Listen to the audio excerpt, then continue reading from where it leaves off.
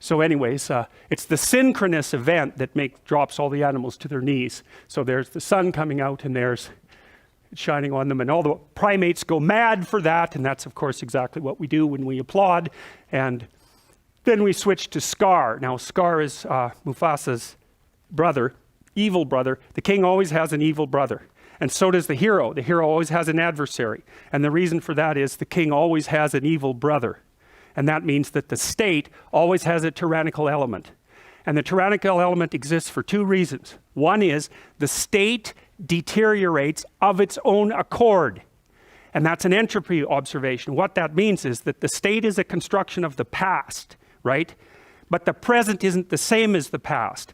And to the degree that the past is mismatched with the demands of the present, then it's tyrannical. It's malfunctioning.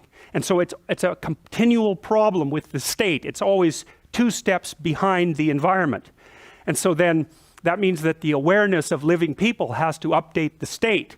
And so Mircea Eliade, who's a great historian of religions, looked at flood stories from all over the world, because there are flood stories from all over the world, partly because there are floods all over the world. But there's a psychological reason too. So you imagine that New Orleans was wiped out by a hurricane, right? A flood. And you say, well, that was an act of God. But then you think, wait a second. They knew those damn dikes weren't going to hold. They knew they weren't built strong enough. They took the money that was allocated to the dikes and spent it badly, and that was willful blindness. And so you could say that it was God who caused the flood, so to speak, metaphorically, but you could also say that it was the degeneration of the state and the willful blindness of the politicians that caused the flood. In Holland, they built the dikes to withstand the worst storm in 10,000 years. In the southern US, they built them to withstand the worst storm in 100 years. And they knew that that was insufficient. And so the flood, if there's a flood, well, you can say, well, that's an act of nature, but you can also say, just wait a sec. Maybe there was a flood because we looked the other way and because our systems were out of date. And that's why in flood stories, there's a continual theme, which is the people get wiped out by the flood because God judges them harshly for their senility and their willful blindness. And it's a story that's very much, you'll have a flood in your life.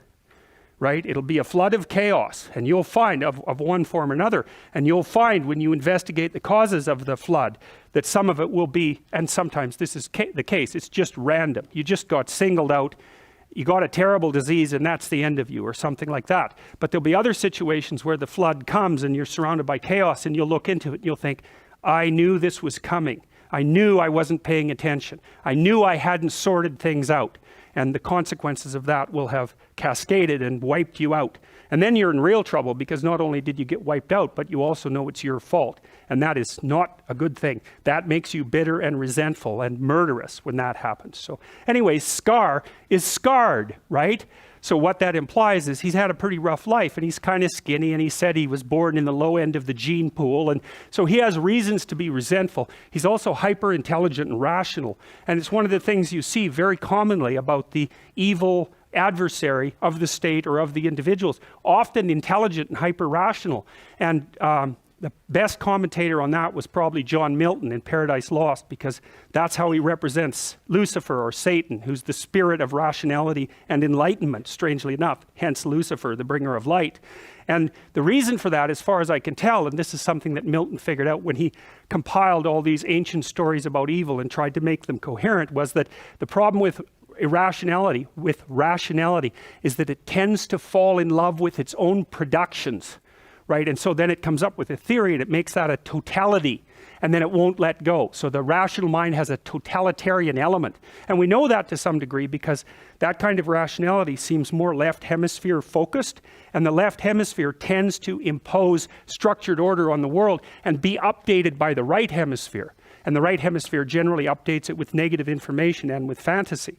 And so the left hemisphere will impose a coherent structure on the world, which is really necessary for you to live in it. But the problem is there's a tension between coherence and completeness. And that's partly why you need 2 hemispheres. You need one to represent the world, and you need one to keep track of the exceptions and to feed those slowly into the representational system so that it can stay updated without collapsing into complete chaos.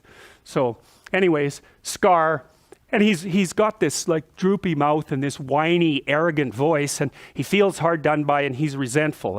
And in classic hero stories, stories of the state as well, so this is an Egyptian take on it. Osiris was the god of the state, and Set, who later became Satan, that name became Satan as it transformed through Coptic Christianity.